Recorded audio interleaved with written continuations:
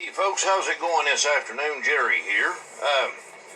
I tried to figure out different ways, guys, to do this video, and really, there's not enough truthful information for me to even use to go along with the guidelines of which needs to be followed in on this. So, you guys are going to have to just trust me on what I'm telling you about this whole situation about Lady Diana and the reason why that she was brought into the crown to marry Prince Charles.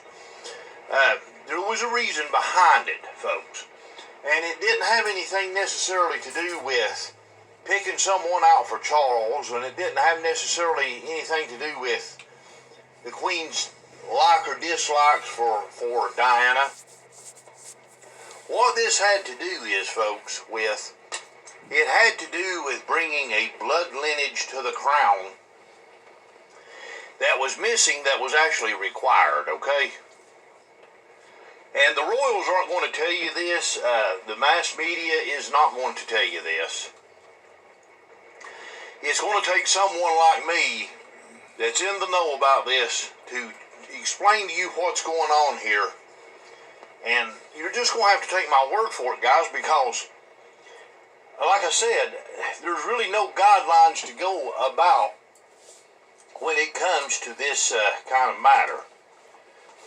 Now, I know that you have heard the whole ideology that the next Messiah would come from the British monarchy. And then again, too, some of you also have adopted this ideology that, hey, the Antichrist can arise up from anywhere, or the first false Messiah can arise from anywhere. And, hold 1 second here, I'm going to get a pen. I'm just simply going to tell you guys, that's not the way this whole thing works. I've had people say, well, Obama, he's the Antichrist. And I've had people say, well, maybe it was this person or that person, he's the Antichrist, or he's the one that they're going to proclaim to be Messiah. And it doesn't work that way, guys. Let me tell you how this whole thing works. For an individual to be proclaimed the Messiah, or the Mashiach ben David, or the Messiah from the house of King David, from the house of Judah. What you have to have in this situation, and they're not going to tell you this, you have to have the proper and correct blood lineage involved in order for an individual from the monarchy to be considered for Messiah.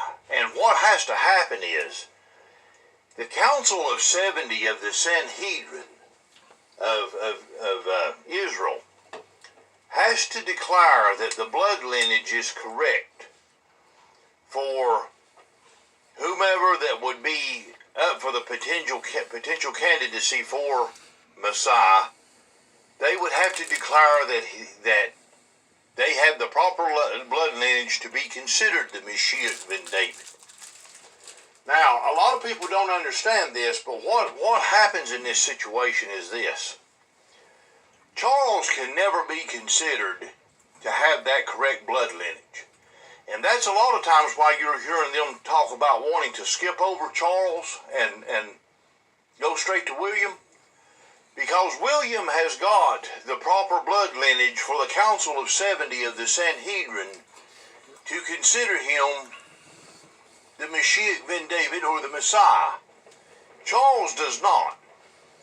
Charles is lacking something that they actually brought to the crown with Lady Diana that is missing in his blood lineage for him to be declared that has made it permissible for William to be declared as such. And what that is it's the Merovingian king bloodline. The same bloodline that I'm from. That's the bloodline that Lady Diana is from. And that was what that needed to be brought back in order for all 13 Illuminati bloodlines to be correct within this family, to have one of them, namely William, be declared the Mashiach ben David by the Council of 70 of the Sanhedrin of Israel. Now, I know many of you may not understand what I'm talking about on that, okay? But let me give you an example right here of what I'm going to talk about. Hold on. Now, folks, if you will notice on this this Illuminati Bloodline account on this paper, this is from the blood lineage from that's been declared by Fritz Sprigmeyer, and he is one of these people that, you know, is heavily into the coat of arms, and he's heavily into these blood lineages and so on and so forth of the Illuminati bloodlines. And all 13 of these bloodlines have to be correct in order for Messiah to be declared by the Council of 70, like I said. But Sprigmeyer, he really gives something away right here, folks, that if you don't know what you're looking for, or if you do know what you're looking for, it's pretty evident. And I'm going to show you what he's done. If you notice right here, you've got these 13 bloodlines, but if you notice, number 13 is my bloodline, and it's Princess Diana's bloodline, the Merovingian, that's wrote in there. You notice that? Now, why would they just do that? Why would they write in Merovingian like that, unless he was trying to give you a key as to why that bloodline is like that? Well, I'm going to tell you, folks, and it's quite simple. The reason why that bloodline is wrote in there like an addition that's been made to the bloodlines is because it was not there beforehand.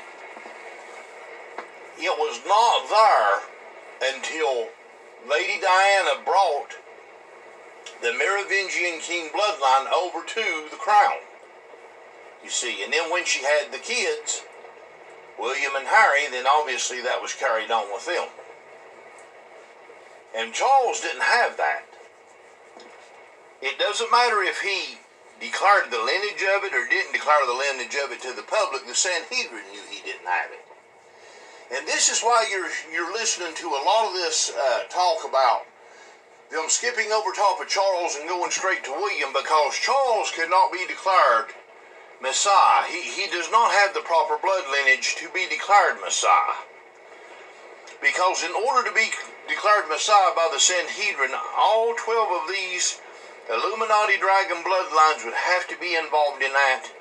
And then the 13th, the Jesus Christ bloodline, would have to go in with the 12 to make it 13. And you're going to say, you kidding me, Jerry? You mean to tell me that they wanted 12 of the devil's bloodlines, and then they wanted one of Jesus Christ and Mary Magdalene in with this? Yes, folks, I hate to tell you this, but that's what that they are looking for. And I'm telling you something that other people are not going to tell you guys, okay?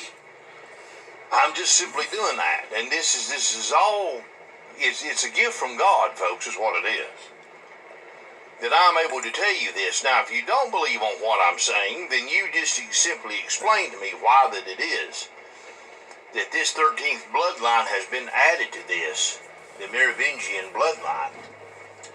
Okay? Explain to me why it's been added. Now, I'll tell you what. Hang one second here. Hang tight. If you will notice in my coat of arms, I have the blue belt of King Arthur in my coat of arms. Now, in the bigger coat of arms, for someone that would be declared of a royal rank in the files, in other words, they would have their own personal coat of arms. This is not necessarily my personal coat of arms. This is a family coat of arms, is what it is. But in theirs, they would take it a step further, and they would have more than just the blue belt to declare them with the proper lineage of the Merovingian kings. Now let's go on ahead and let's go to Prince William's new coat of arms, and I want to take a look at that with you and show you what I'm talking about. Now, they've always proclaimed, folks, lineage to the tribe of Judah, but we of us who are in the know has known to this point that they are actually of the tribe of Dan and the Viking kings. Okay? But now that all has changed now that William and Harry both have come to the crown, and they have their mother's blood lineage in them. Because what you're going to see in William's coat of arms here now, which the coat of arms is a genetic code that you have, folks, you will see the blue belt of King Arthur that is in his coat of arms now. And one significant key that you're all also going to see, and no, this is not Scottish or Irish or whatever, like some of these programs tell you.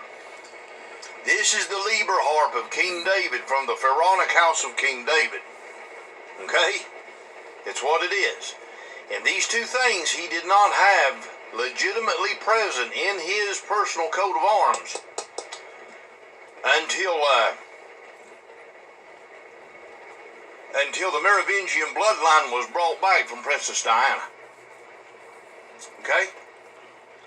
I'm just telling you the truth, folks. This is William's new coat of arms. This is what they made for him. And that's what it is now. And these two things are very apparent with the Merovingian king bloodline in it now. That and the Liber harp, both. And then, of course, you got the white horse of the tribe of Dan. That's what I'm telling you. They're the Viking kings, folks.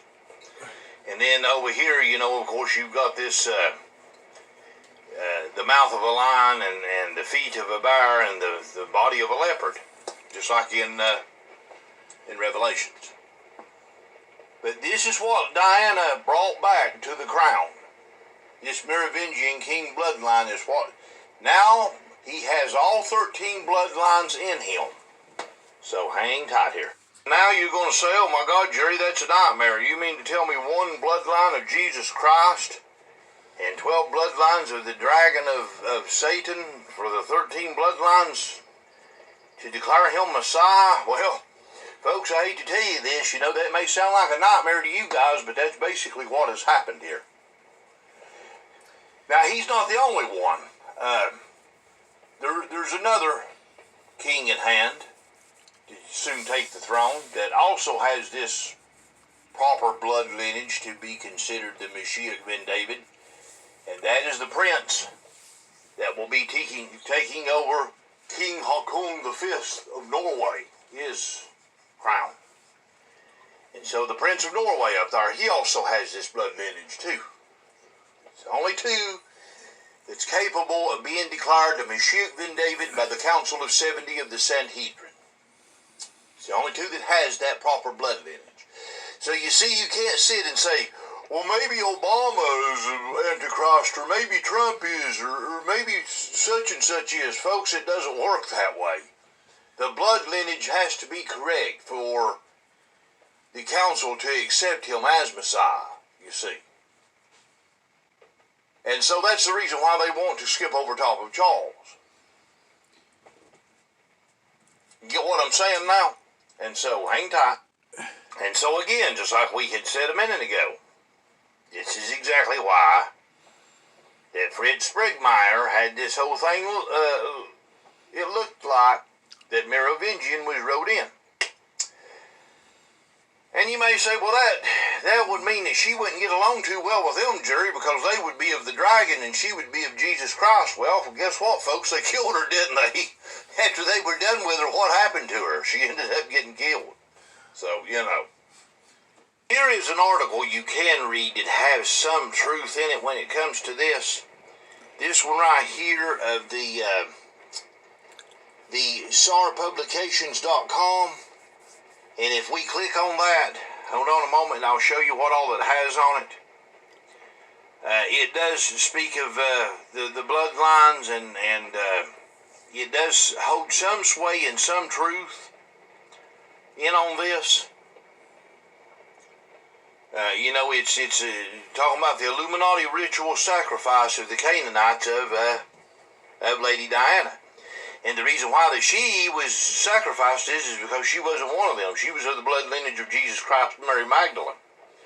See, it's all coming together now, folks. It's all coming out. And I mean, I'm the one that's bringing it out for you. Okay? And, you know, you can see different things in this article, and of course you can see the car where that she, you know, died. It's a very horrific crash, folks. It was an end to a woman, guys, that didn't agree with all this killing and stuff and all these murders and killing. It was the end of a person that was a very good person, folks.